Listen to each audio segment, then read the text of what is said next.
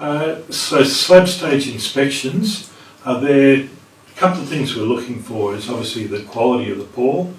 We're looking to make sure there's no honeycombing around the outside of the slab. What do you mean by honeycomb? Well, honeycombing is there's little pock marks all through the edges of the slabs, and that allows moisture to get in and into the Rio, and from there it creates rust. And scalding as well, doesn't yes. it? Yeah. So, but we're measuring the slab. We want to make sure the slab's the right size, and we're making sure that the drains are in the right place. Quite often, sometimes we don't find the drains are in slightly out of position, and they're coming up through a wall, through a bottom plate, or halfway through a wall, or even missed. So we're looking at all that on the plans to make sure that everything's there. The slab's the right size. We're also making sure that the slab is in the right position on the plot of land. Several times I've found houses too close to fences. All those distances are there on the plans, and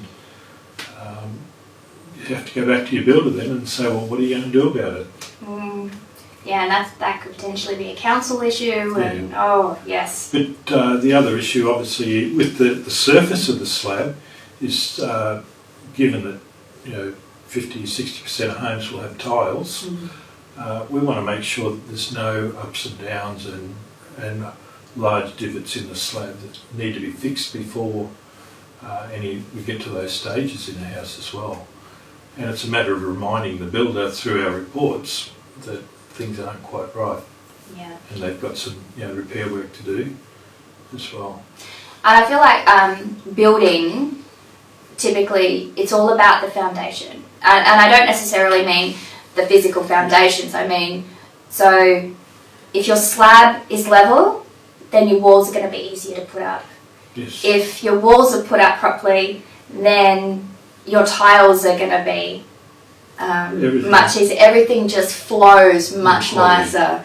Yes. Yeah. The other aspect of a slab inspection is that I like to be there the day before they pour to make sure that all the steel is in the slab that's meant to be there.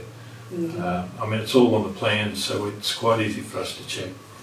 And so if we can be there the afternoon before the pour, I don't need to be back there. I can pop around while they're pouring, or I can, be back there 3 days later when the formwork is stripped off, and I get a good chance to see what's going on.